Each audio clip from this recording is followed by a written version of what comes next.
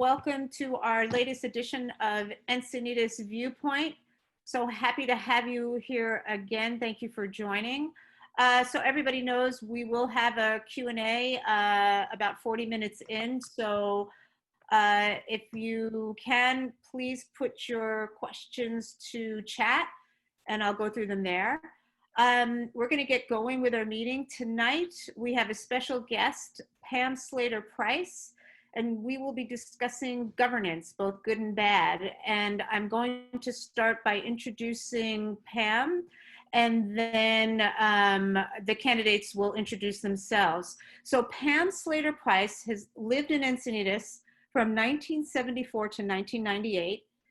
Pam learned about the overbearing county government and its non-citizen-friendly land use policies when fighting Highway 680. She worked for our cityhood in 1982 and then again in 1986 when cityhood was finally achieved. Pam was appointed to the New Cardiff Community Advisory Board in 1987, then to the Encinitas Planning Commission in 1987, and then she was elected to the City Council in '88 and was mayor from 1989 to 1990. Pam ran for Supervisor D3 in 1992 and was elected and served till 2013, representing the coast, including Encinitas. Pam strongly supported Prop A in 2013, and she's still fighting to preserve our paradise. Julie, you're up. Hi, everybody. Thank you for joining us again. And for those of you that are new, thank you for finding our show.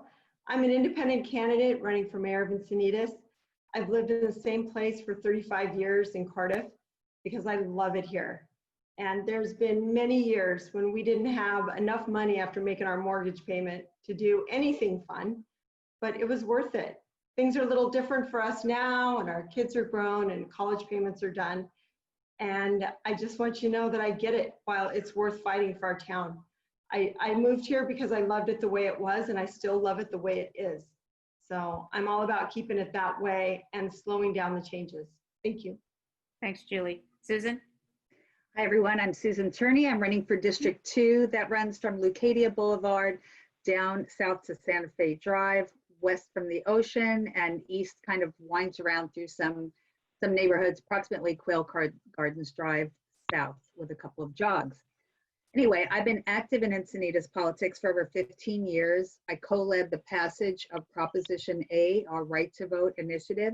It's a measure that gives the residents the deciding vote on land use and high density housing. I'm running now because I find that the current council does not listen to residents. This has been increasing over the years. I'm hearing new voices say, you're not listening to me.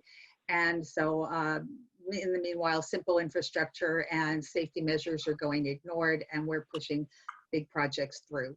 So I feel we can restore trust in government by with the new council. Thanks, Susan. Alex? Hi, I'm Alex Riley. I was a 19-year ocean lifeguard with the City of San Diego Fire Rescue Department. Tonight's topic is pretty interesting to me because for a long time, I was kind of the final instrument of a lot of law and policy written by the city. So it's interesting to me to talk about it from the top level. I was also a union representative with Teamsters 9/11. I gained a lot of experience in negotiations with the city during a pretty hard time after the 2008 housing bubble burst. So it's interesting to me also. I think some of those experiences are going to come in handy with COVID. Thank you. Thanks, Alex. We're going to get right to our topic, and we're going to start first with Pam. So Pam, how would you describe governance and give us some examples of good and bad governance? Okay, well, governance is what it actually bottom line means is that you're governing in our system at the will of the people, and you're representing the best interest of the will of the people, which means your resident base in a local government. So in local government, the reason we were disgusted with the county is that they paid zero attention to us when we brought issues forward to the Board of Supervisors. And that led us especially to incorporate over the Highway 680 measure. And we incorporated over that, and what we decided to do was to establish a city government that would be responsive to the public and not beholden to the special interest. In that vein, we created our general plan, which Proposition 13 simply codified. Prop A simply codified. It did not change anything. It codified what our general plan originally was when we accepted it in 1990, I think 1989 or 1990, around there. So we voted it in, and I was one of the council members when we did. The idea was that we listened to the public. We took their viewpoints under consideration. We had a very generous process for public comment. We were more likely to err on the side of giving more time rather than less. And I believe that has been lost in Encinitas. When I got on the board of the supervisors, the same issue was at hand. The supervisors didn't really listen to the public, and I made it my mission to ensure that we did. And simply by changing behavior, you would be surprised at how behavioral changes on the board, because the board did start to listen when they had an example in front of them, and they had the public could see which one listened and the ones that did not. So in my opinion, the best thing that Encinitas can do right now is to go back to the user-friendly, resident-friendly government they had before, where the citizens were consulted and listened to before big changes were made. And the citizens' right to vote is a key element of that, because major changes to our general plan, whether it's in the city of Encinitas or in Del Mar or any other place, they need to be made with the consent of the public.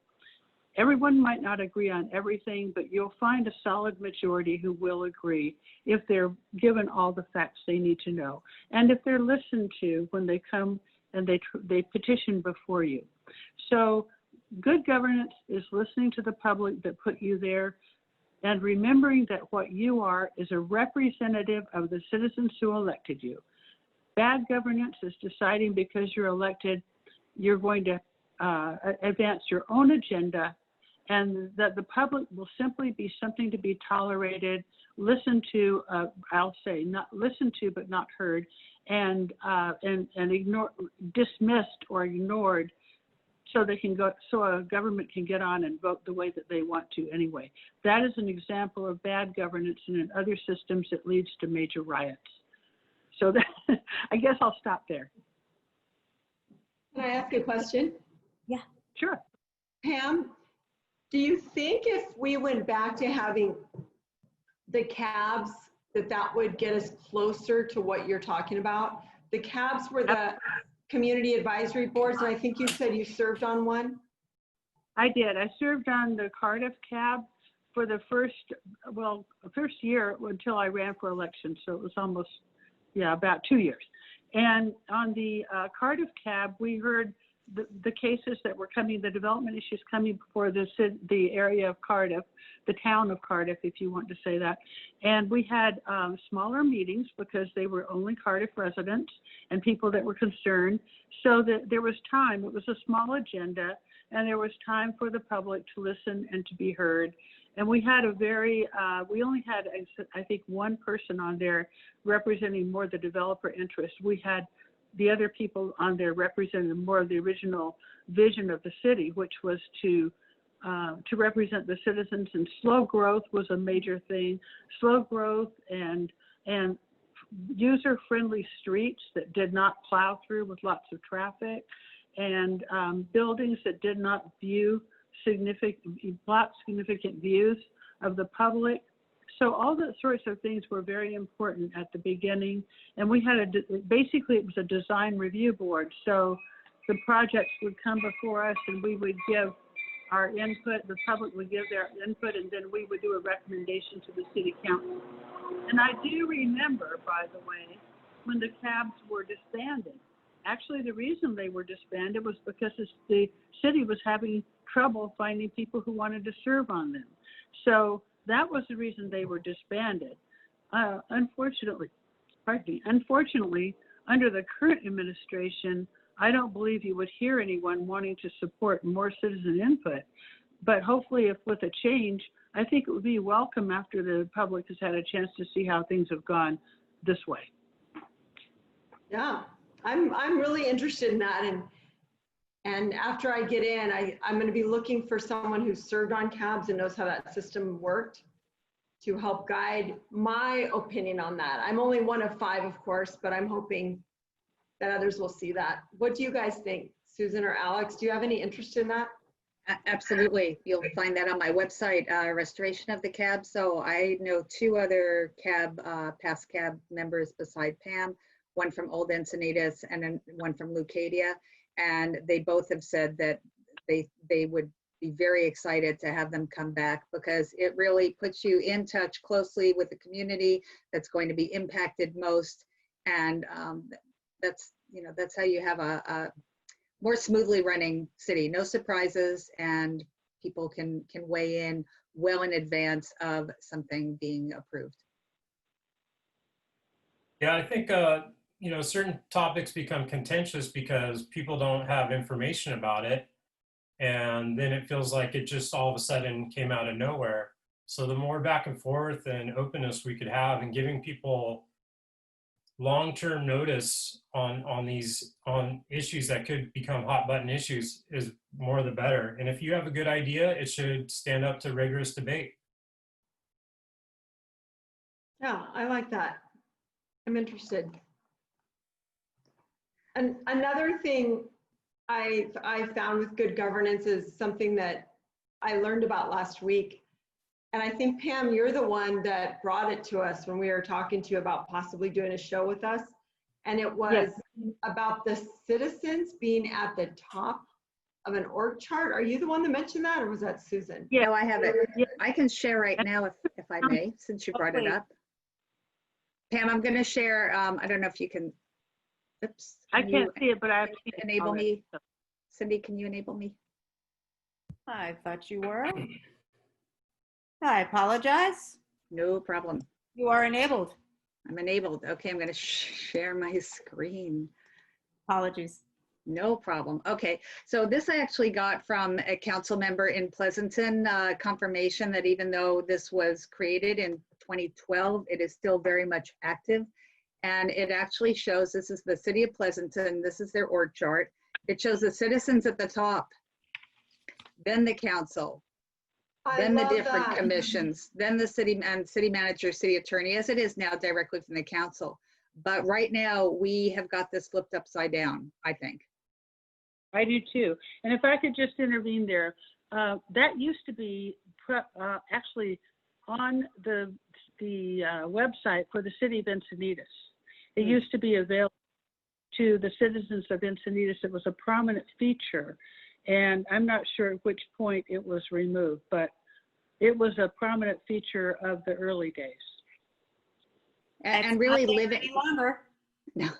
I believe living this should be our goal, should be something that we promise we'll do. I mean, that's why we're all running. We think this is the proper format. So that is fair. Yeah, I'm interested in that. I think that would be really a good thing to do, especially in a city that has we're called a weak mayor city. The mayor in our city has the same power, it's not the right word, voting ability, voting rights as the other 4 council members. But I think our city's being run more like a strong mayor city right now. So Pam, is the city of San Diego strong? Do I have that right?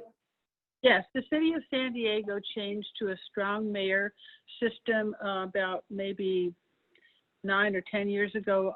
Donna Fry was one of the people that strongly supported that. I don't know if they would agree with that now, but that's the system they have, and it's usually more common in a very large city. If you look at these other cities around here, even though they have elected mayors, I think the mayor of Carlsbad and maybe Oceanside has a little bit more power, but they're much larger cities. So what they do is they set the agenda, they run the meetings, they represent the public, the county, they represent the city council at different events when the event calls for a representative from the city to come. It's usually the mayor or the deputy mayor or someone that they appoint. And so it's like you have an official conduit into the city where you know who to contact.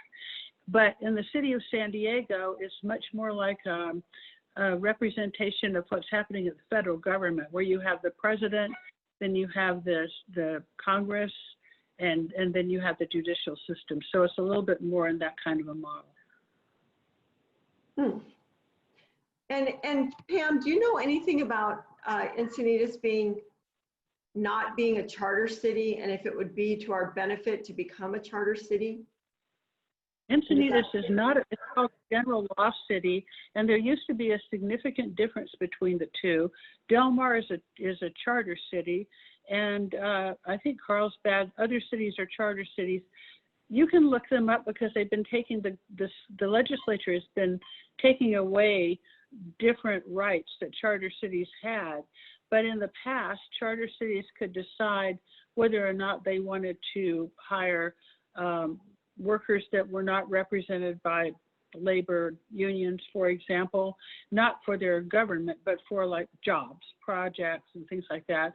They could decide if they wanted to be, they could decide a number of things of what they could do. That a lot of those rules have now been overridden by the legislature, but there still is advantage in my view. Now, the problem is when you go to become a charter city, there's always a sense on the feelings of some people that you're trying to get out of something or getting around something. So it's usually contentious. And I would, if I were in that position, what I would do is study the actual benefits such as they are anymore to decide if it's worth the battle. Interesting. I think a big issue we just have is that sometimes I think the council loses sight that they are still public servants and they need to listen to the residents and do what's best for them and not just stick to their own agenda that sometimes isn't frankly what they want. I watched a traffic commission meeting where it was all about putting in a bike lane in a senior citizen community on a hill. So the senior citizens wouldn't be using that bike lane and they would actually lose the parking in front of their house. So they would have to cross the street to park. Oh, That's not service. no, that is completely, there are so many things right now from my perspective that are being done in Encinitas that actually make no sense whatever. And that would be something that once again goes back to listening to your constituents. They don't listen, they don't care. Ms. Blakespear has her own agenda, which she's trying to push through, and that's why it needs to be stopped, because honestly, it is not the agenda, I do not believe, of the majority of the citizens. I agree with you 100%. I was doing a little, oh, go ahead. No, go ahead. I was just going to say, the topic got me thinking, and I started doing some research on whether there are agreed upon ideas, concepts for good governance. And actually there's an agreed upon from the UN to all different cities. There's this group of tenets that include transparency, that include responsiveness to the citizens, that include consensus orientation among groups to get the best possible outcome for the most people, includes accountability and participation. And the participation part has to do with either the residents participate directly in government affairs, or they rely on their legislators, the council, to do so for them as their representatives. But I think that's where we're seeing a gap now. We're seeing a failure of this tenet of participation, because we're not, what I'm hearing, what I believe for myself is that I'm not being represented. And so that's an opportunity. For example, last night even, let me finish my sentence. It's an opportunity for us to improve on that. And so, for example, last night at the city council meeting, the mayor had signed a letter of approval, and then the rest of the council voted to approve supporting a bill that will remove local control on on-site parking requirements for density bonus projects. So we see that that idea in a lot of the bad housing bills that are coming down from Sacramento. This is just one more that says that, okay, well, if you provide less on-site parking, you can put parking for bicycles in these buildings. And it still assumes the car ownership is not there, and it does not require the parking to be replaced. That means it moves out into the neighboring adjacent neighborhoods, and people end up playing what the reader once called, said of North Park, musical cars. So I don't know if, you know, when you go downtown, you have to kind of plan an extra half hour in because you want to be able to drive around and try to find parking. We don't want ourselves to turn into that. And at a time when we're, you know, when we hear from the council repeatedly, our hands are tied, I don't understand why this council would further tie its hands other than it enjoys the excuse. And then the developers, of course, benefit from this. So there is a philosophy that they are supporting, and their agenda includes basically eliminating cars eventually. And what they want to do is they want to put increased density together, narrow streets, people walking and riding a bicycle, and if they use a car, they just simply use a ride share type car. Mm-hmm. And they really, that's their vision. And then transit. Well, if you live in North County, you know that transit really is a joke. Yeah. And so this is fine if you live in downtown, although it's getting a lot of pushback down there too. But it's an absolute disaster up here. And that's why I think that so many of the things seem so wrong-headed that they're doing, because actually, when I started out, we required extra parking so that people didn't have their cars all over everywhere. We required the builders to, especially in a planned unit development or something like that, to put on not only enough parking for the residents, but extra parking for guests to come, because we knew that people needed to be able to get their cars into their homes so that they could unload whatever they have and to get in their house safely and so forth. So all of that is being turned back on its ear to the days where if you go down to Ocean Beach or if you go to North Park, there were no requirements. So therefore, people would build a house and then it was good luck on finding a parking place. Mm-hmm. Yeah. That came from days when there were not so many automobiles. But you know, we've solidly been in the 21st century now for a while, and I don't think there's any evidence that people are buying fewer cars. Yeah, not only that, Pam, but they're putting the cart before the horse. We can probably all agree on some level that, you know, if we reach the point of nirvana where there were no cars polluting the planet, that would be a wonderful thing. But at what cost to us and our lives and our children's lives? If we were to take away, if we were to continue down this path, bring in all this high density housing that brings very little affordable with it and very little parking, don't do anything to upgrade our transportation in Encinitas, and forget about the pipes and the plumbing. We're not going to fix that either. If they continue down this path under the assumption that if we make it bad enough up here, people will get rid of their cars, and then people will agree to building more mass transit. Well, that's not good governance.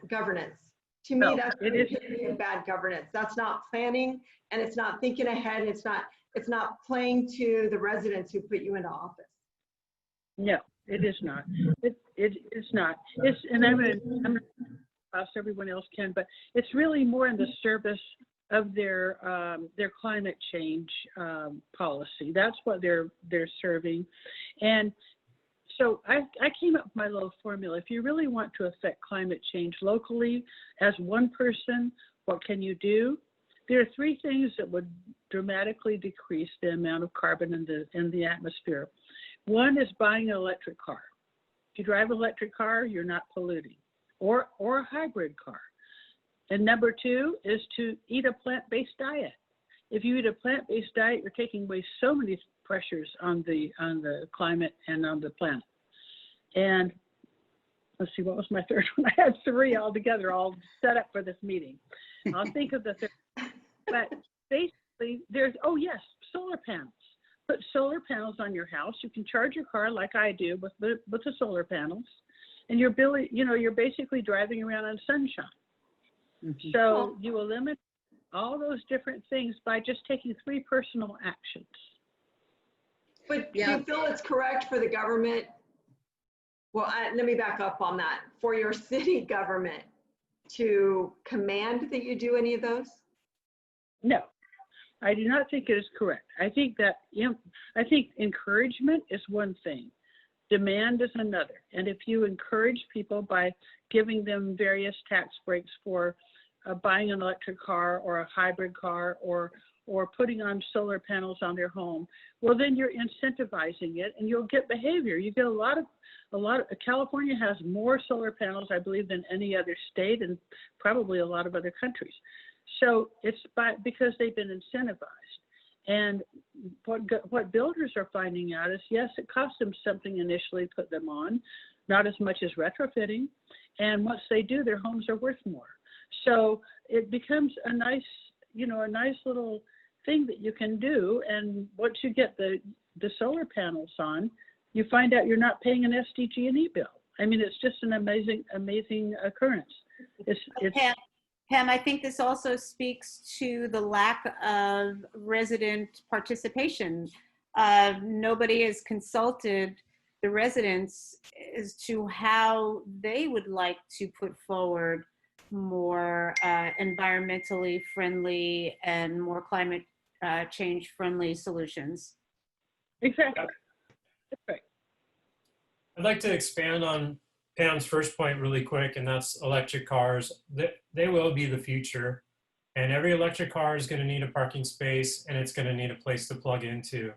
So if we pretend that you don't need enough spots for every home, that's going to be folly right there.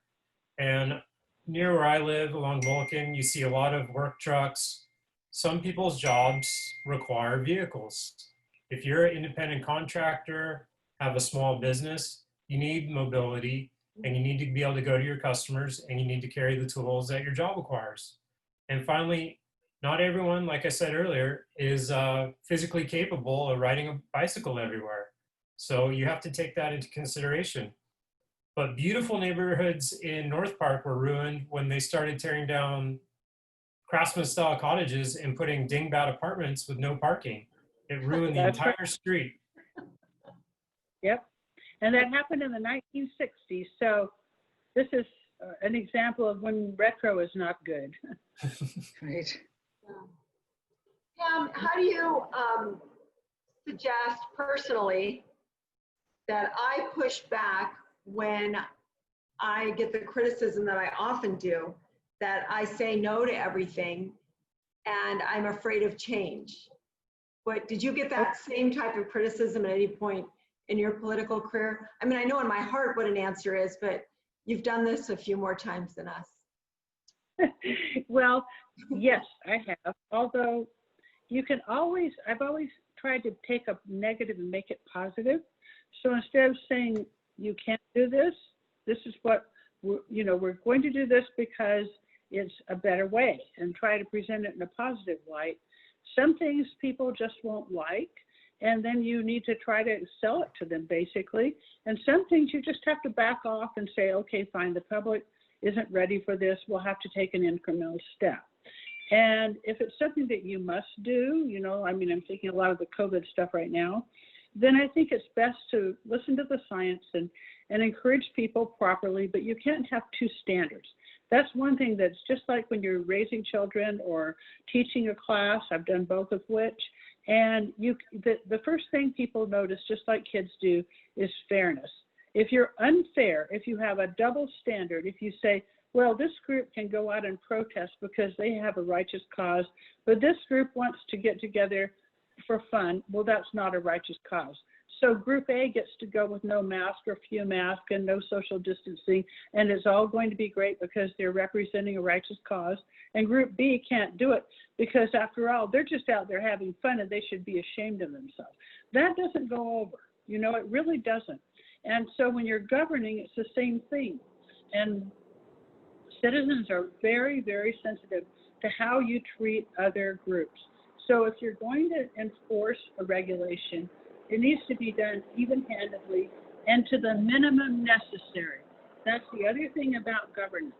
If you don't try to enforce to the max, you try to enforce minimally and coax people to do things. And I'm sure in your private life you find out you're better off coaxing than forcing. You always get a better result and people like you a lot more.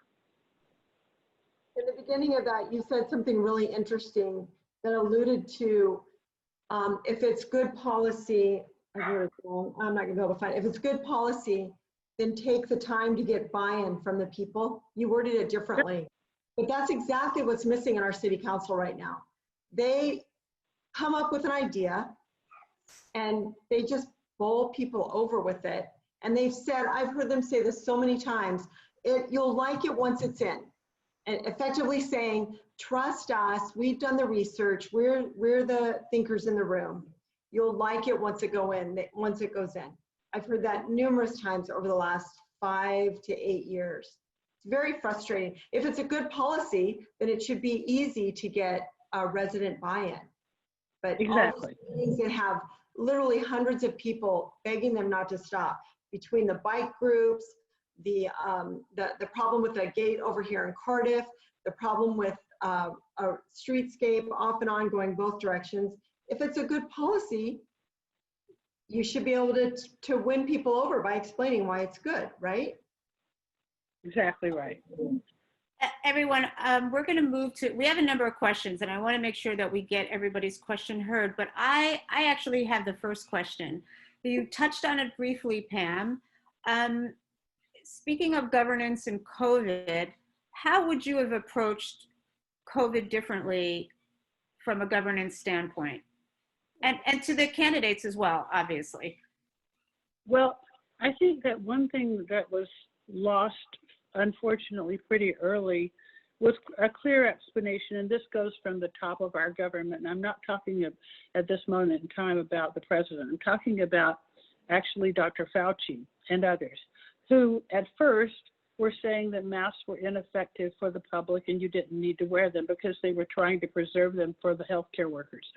Instead of saying, yes, you do need to wear them, and yes, they are effective, and yes, we can control this, and making it clear cut from the beginning so people didn't feel as though they were being whipsawed back and forth. Even today, it happens that way. And I understand that this is a very novel disease and no one really understands it fully. But I think it's going to be around for a while. So I think we need to reach some level of understanding how we best live our lives and at the same time exercise reasonable precautions. And I think that if the thing was, it was not well thought out from the top at the beginning on how to approach the pandemic. There had been off and on planning for pandemics. I think the last time when there was really organized planning for pandemics was under George Bush Jr. And that was because there were African outbreaks of Ebola and other things going on. So that brought it to the fore. After that, the flu outbreak doesn't bring that to the fore. This did because it's so transmissible and it's so deadly for a lot of people. But the problem is to make people understand they're doing something not just because they're being told to do it, but because it's going to benefit both them and their neighbors and their family members. I think most people are willing to comply if they have an understanding of what they're doing and why they're doing it. And that's, I think that's the key. You must bring people along with you if you really want to have an effective strategy. And I think COVID is a perfect example of how hard it's been, because the other thing they're not watching, or they're watching more now, but they're still not really recognizing it, is certain areas of the city and country are much more heavily affected than others.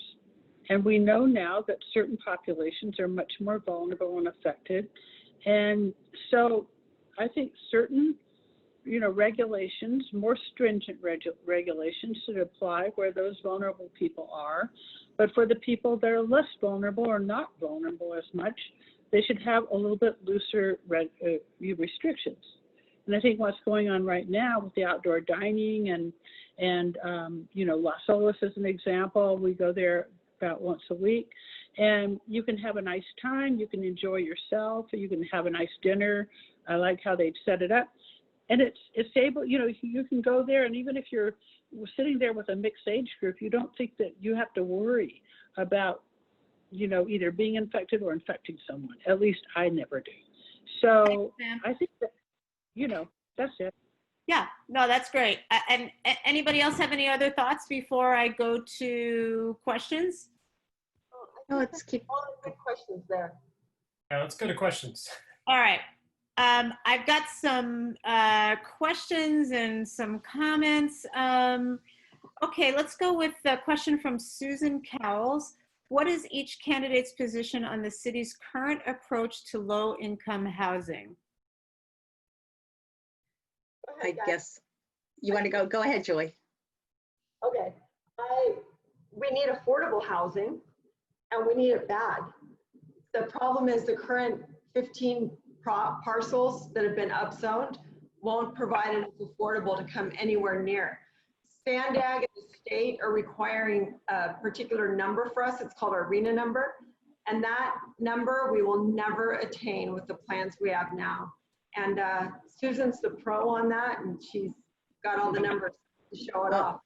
It's an area of interest anyway. No, at 15%, we're on an endless treadmill of never producing the amount of affordable housing that the state is assigning to us, Sandag's assigning to us. That's one problem. And then there's the actual production of the affordable housing. So those are two separate issues. I believe we can require a much higher percentage of affordable housing. Some cities up and down the coast are up to 50%. And in Encinitas, when the developers say it won't pencil out, our council kind of says, oh, okay, and they go away. Instead of, you can require pro formas, you can require more of the developers to prove that point, because I have friends in the business, and I don't believe that it won't pencil out at a greater amount of affordability. That's one point. Another is the opportunity to use city-owned property. We had L7 that would have provided 100% affordable housing. The four of the 5 council members decided to pull L7 off the map at the urging of a smaller group of residents near the site. And that was unfortunate. That was a miss. There are opportunities to be creative. Take existing box stores where they're empty, they're not coming back, and other cities are getting very creative with their converting existing buildings into affordable housing. So you don't have to start from the floor up. It does not have to be as expensive, and partner with groups that truly want to come in and help partner with cities to build this housing at lower cost. All right, I'm going to get to the next question. This is a good one. How was that? How do we get the word out that voters actually have a better choice this election? This is the challenge. Go ahead, Alex. Well, I think there's no better endorsement than one from your neighbors. So talking to people putting a sign in your yard and being active in what's going on in your city is the best thing you could do. Obviously, COVID is a huge disadvantage right now, where normally we'd be meeting with people in groups and getting an exchange of ideas at a much rapid pace. We can't do that right now. But if you contact any of us challengers, we're happy to get you a sign or talk to you one-on-one, social distance style, and get to know each other. And I'm going to also put a plug in here, because our candidates won't in this forum. We need to raise some money for them. We have some stiff competition, and it's very competitive. And just do what you can. Any little bit helps. Put a sign up, talk to your neighbors, email, join our forum, spread the word, and it would be greatly appreciated. I'm going to go to, say it again. It's important to remember that we're effectively, each of us individually, are grassroots campaigns. Yes. We don't have a party to support us. We're all first-time candidates. We found each other after we decided to run. And we're relying on word of mouth. It's happening fast. You've seen Yes. my signs up all around town and in Leucadia and Old Encinitas. You'll see their signs up all over their sections. So it's happening, but we're relying on word of mouth and sharing emails and forwarding our messages. It's working. Yes, I do think it is. The next question is from Jessica Carilli. And Jessica, I'm not surprised. Good question. Apparently, there are nearly 0 planners at the city who are certified. Is this something the council could direct to ensure the city staff are certified and follow ethical work protocols? I'll answer that. If we have a city manager that is a good city manager, a council can vote to direct the city manager to require that. And I believe that if the 3 of us are able to get in and flip council, that we need to consider looking for a strong manager, one that will help transform our city back to the traditional way a city is run, like the org chart that Susan shared, where the electeds don't speak independently and individually, don't direct staff members.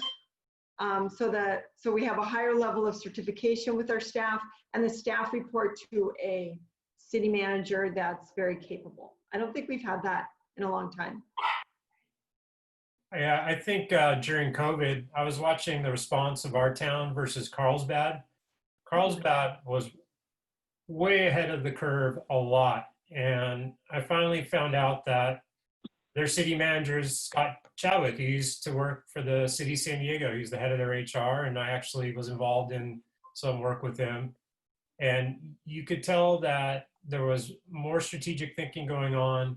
He was consulting with experts, probably inside and outside of his own city, and they've done an excellent job. And I'm sorry to say we were always kind of trailing and cheating off our neighbors' homework there. Yeah. Okay, I'm going to go to the next question because we have a few more, and I would like to get to everybody's question. There's a bunch of comments. I might not get to all of those, though. Rachel has a comment and then a question, and I'm going to actually bring up her comment. So she said, I don't like how our city council makes up their decisions before they listen to the residents and then wait to hear the residents hours late. The question is, how do you feel about marijuana dispensaries and manufacturing in Encinitas? And this is to the candidates, Julie, Susan, and Alex. Go ahead, guys. Go ahead, Alex. Okay. Well, I know how I feel. Go ahead. Yeah, me too. Yeah, I'm glad. I'm actually glad it's going to be up for the vote, and we'll see how the majority of our residents feel. It's changed a lot in the last decade. I was required to drug test my entire career, so it's never been a thing for me. And looking at some of the zoning restrictions in other cities, there may be only a couple of locations in our entire town that could handle it. So it's definitely worth looking into. You know, the technology, everything's changed, and I think that's definitely best left up to the will of the people. I agree. It's going to a public vote, and that's going to be the law of the land.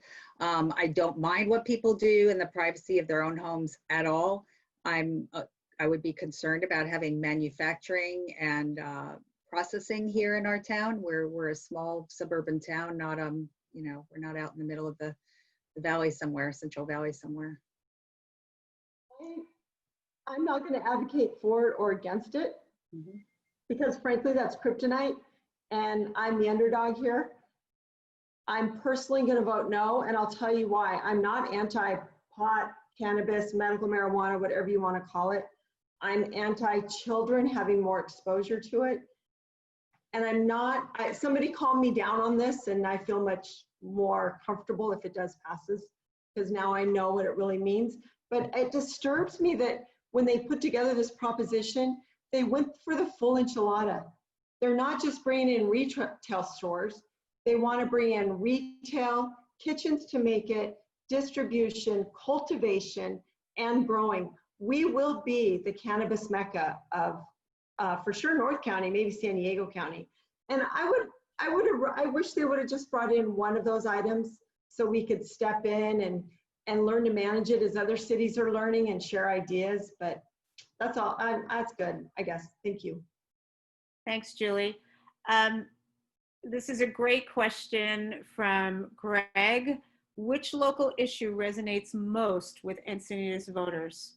And I think each of you you'll have different answers. So let's start with Julie. What do you think? High density housing, and without any traffic upgrades or infrastructure repairs. I second that. Same for me. Definitely housing, traffic. They go hand in hand. Alex? Yeah, they do. I'm gonna go a little left field maybe and say that I think the current system, when we went to district elections, I thought we were going to get a lot more representation for our communities.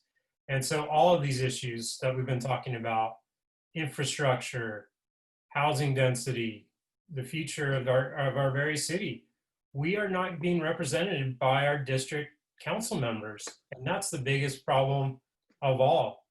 This town became a town because it wanted more local control.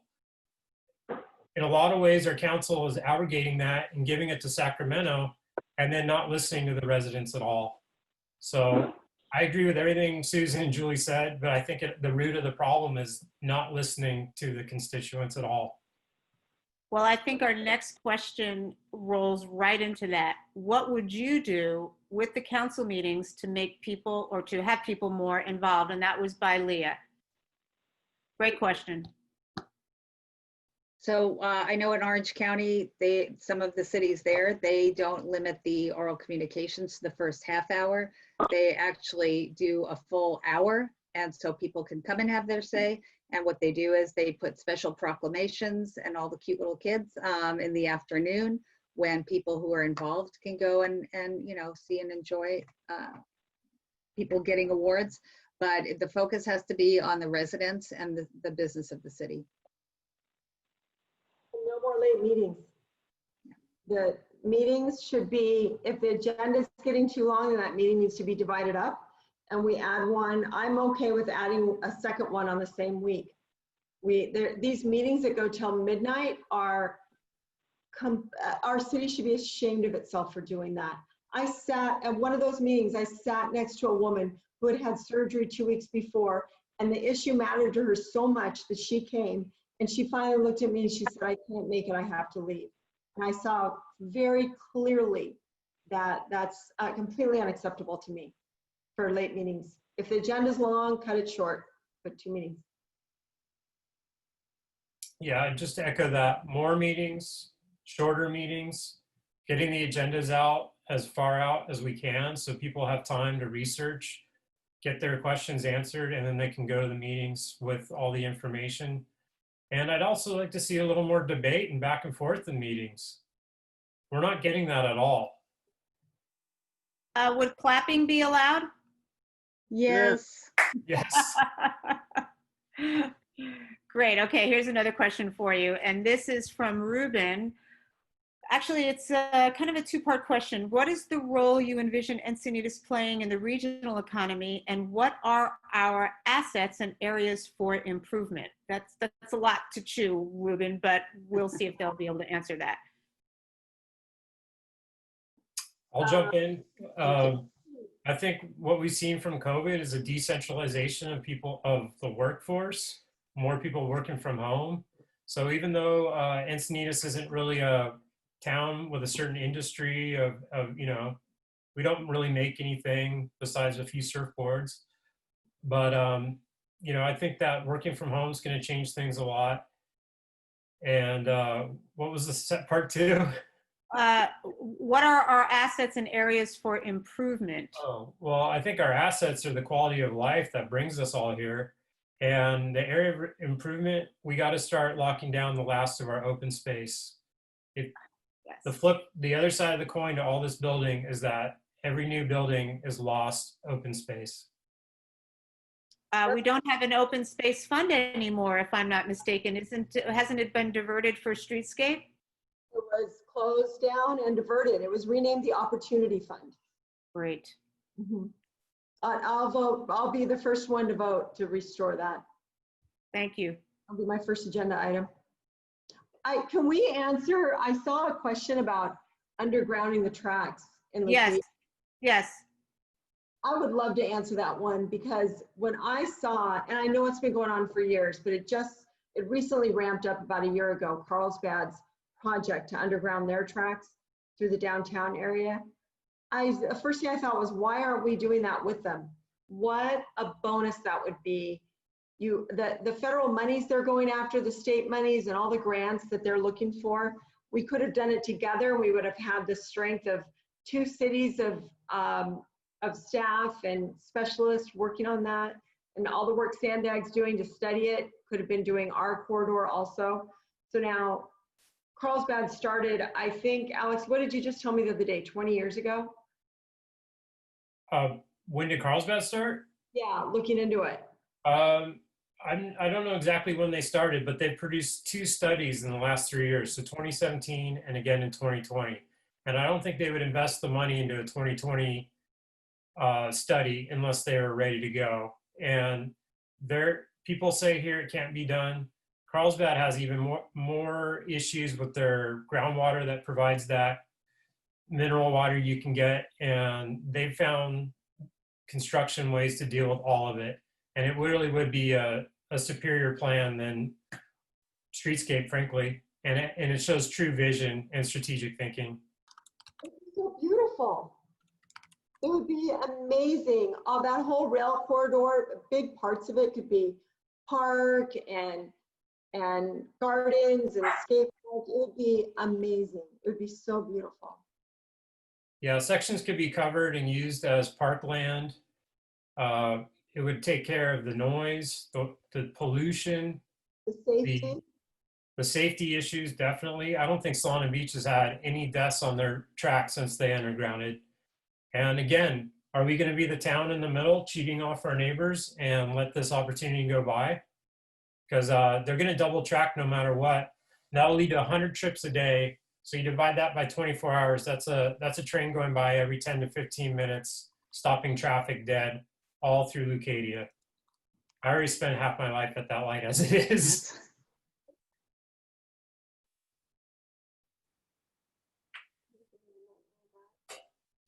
What was that, Julie? Sorry, I thought I saw a question that I was going to bring to our attention, but what I saw was somebody saying we're at the end, almost. Maybe Yes, one- that was me asking if there was any other questions. And there were, what was interesting is that there were a number of comments about back to council meetings. And I think this is a really sensitive issue with residents. I know it is with me because I've attended many late night sessions. But for special issues, often folks are brought in from outside of Encinitas to have opinion and sway the vote when they don't even live here. How do you guys feel about that? And how can that be managed? Do other city councils manage that differently? I think that's Well- a question for Pam. Are you Pam. still at home?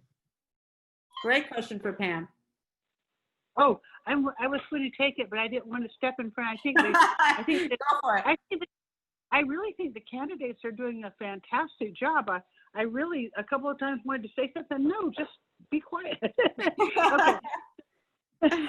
So as far as that goes, what we used to do at the council was we required them to read their name and their address when they would speak. Maybe not the street number, but the street they live on, And if someone just got up and wouldn't read that, I remember asking, well, where do you live? And I found out they lived in Solana Beach. And so I was mayor at the time, and I said, well, with all due respect, I'm willing to listen to your comments, but I want to hear from people from Encinitas because we're the ones affected, and you can control that.